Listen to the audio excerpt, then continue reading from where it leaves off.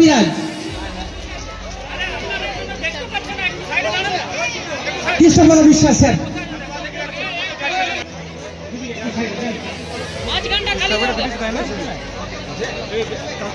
পরবর্তীতে আমরা বরণ করেছি মাননীয় এনএসের সহসভাপতি প্রাক্তন দিকপাল ফুটবলার কামালউদ্দিন আনসারী, ওনাকে বরণ করেছেন মাননীয়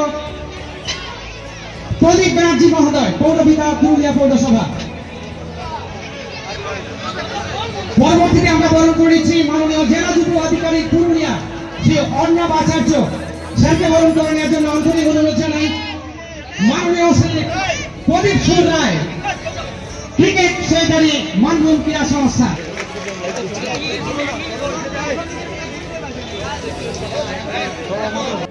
মানে আমি প্রথমে ঈশান আমাকে এসেছিল কলকাতায়, আমি এখানে একাডেমিতে পড়াই পুলিশ রাজ্যটিক, সেখানে এসেছিল ঈশান আর তার টিম। সেখানে এসে আমার সঙ্গে কথা বলেছিল অনেক ব্যাপার নিয়ে, পুরুলিয়া ক্রিকেট ইমপ্রুভমেন্ট করা যায় সেসব নিয়ে। সেসব কথা শুনে আমি হয়তো ঈশানের কথা এগ্রি করেছি। তারপর আমি এখানে এসেছি, হয়তো আমি মান্থলি 2 দিন করে থাকবো। আর সেখানে আমি টিডেক্সের সাথে এখন যুক্ত হয়েছি। শুধু টিডেক্স নয়, দরকার হলে কিছু সময়ের জন্য যদি কোনো সময় পসিবল হয় তাহলে হয়তো বাদবাকি যারা ছেলেমেয়েরা আছে সবার জন্যই টাইম বের করার চেষ্টা করবো। সেটা এখন কিরকম পসিবল হবে সেটা পরবর্তীকালে আলোচনা করে দেখা যাবে। এখন যেহেতু এখানে এসছি, আপনাদের সবাইকে দেখতে পাচ্ছি, অবশ্যই ভালো লাগছে যে খেলা ছেড়ে দেওয়ার পরে যে এখন ক্রেজ আছে, একটু খেলা একটু ভালোই লাগছে। আর বলবো যে এখানে এরকম ট্যালেন্ট কোনো ডিস্ট্রিক্টে, আমি বলবো যে কলকাতায় যারা প্লেয়াররা খেলছে আর বাইরে প্লেয়াররা, ডিস্ট্রিক্ট প্লেয়াররা হয়তো কলকাতা ডমিনেট করে। আমি যেহেতু ছোটোকে দেখে এসেছি, কলকাতার প্রপার প্লেয়াররা কিন্তু কম আছে। তো সেই কারণে চাইবো যে এখান থেকে যারা অলরেডি কিছু ফার্স্ট ডিভিশন, সেকেন্ড ডিভিশন যারা খেলছেন তারা একটু মন দিয়ে খেলুন, বা যারা প্র্যাকটিস করছে তারা একটু মন দিয়ে প্র্যাকটিস করুন। তার মধ্যে আমি এখন এখানে যখন এসেছি, এখানে যদি আমার মনে হয় যে ভালো ট্যালেন্ট আছে তাহলে হয়তো তাকে আমি হয়তো আমার তরফ থেকে যতখানি সুযোগ দেওয়ার চেষ্টা করবো।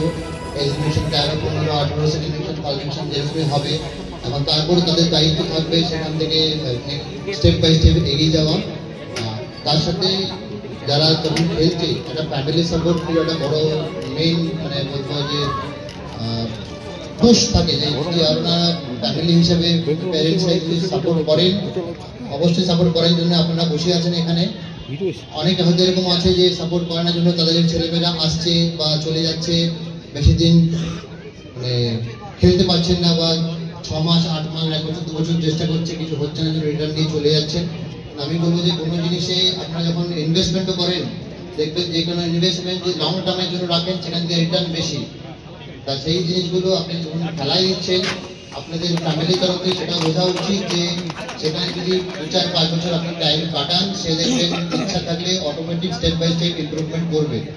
সেই টাইমটা, সেই স্কোপটা পড়াশোনা তার সাথে অবশ্যই করিয়ে দিতে হবে। অবশ্যই এটা বলছি না যে পড়াশোনা ছেড়ে খেলবে, পড়াশোনা করবে তার সাথে খেলবে অবশ্যই, কিন্তু সাপোর্ট অলওয়েজ। যেরকম প্যারেন্টসদের দায়িত্ব আছে, সেরকম যারা এখানে কোচেসরা শেখাচ্ছেন, ডিস্ট্রিক্টের দায়িত্ব আছে, অ্যাসোসিয়েশনের দায়িত্ব আছে, সবকিছু যত টুর্নামেন্ট, যত ম্যাচেস তারা লিগ ম্যাচে প্রোভাইড করতে পারবে, তত প্লেয়াররা স্টেপ বাই স্টেপ এগিয়ে আসবে। আর ওভারঅল বলি যে স্টেজে সবাইকে থ্যাংক ইউ যে আজকে অনুষ্ঠানে আসার জন্য। আমি হয়তো এতখানি এক্সপেক্ট করিনি, তার জন্য খুবই ভালো লাগছে। আর চেষ্টা করবো যে পুরুলিয়াকে যাতে কলকাতায় একটু এখান থেকে অনেক প্লেয়ার যাতে খেলতে পারে, মেবি কেউ যদি বেঙ্গল টিম রিপ্রেজেন্ট করতে পারে, 1 নয় 2 নয় বা তার থেকে বেশি যদি রিপ্রেজেন্ট করতে পারে, তাহলে সেটা আমি খুশি হব। ক্রিকেটার, ভারতীয় দলের প্রাক্তন ক্রিকেটার উপস্থিত হলেন ঋদ্ধিমান শাহ, কি বলবেন? আজকে আমাদের পুরুলিয়া জেলাবাসী খুবই গর্বিত, একজন ভারত টিমের একজন উইকেট কিপার, মানে ব্যাটার খুবই বলা চলে, তো উনি এসছেন। আমাদের জেলাবাসী খুবই গর্বিত। আমরা ক্রিকেট প্রেমী মানুষদের আরও উৎসাহিত করছি যাতে আরও ভালো করে পুরুলিয়া জেলার থেকে বাংলায় দেশের টিমে যাতে চান্স পাই, তার জন্য আমরা চেষ্টা করছি। এমএসএর পক্ষ থেকে কী করা হলো আজকে? এমএসএর পক্ষ থেকে আজকে কিছু করা নেই, সম্বর্ধনা করা হলো এবং উনি কিছু বক্তব্য রাখলেন যে কীভাবে ইয়া করা যায়, ক্রিকেটকে আরও উন্নতি করা যায়। পুরুলিয়া শহরে এক জায়গায় উনি কোচিং করাবেন, আপনারাও কি নিয়ে আসবেন এখানে?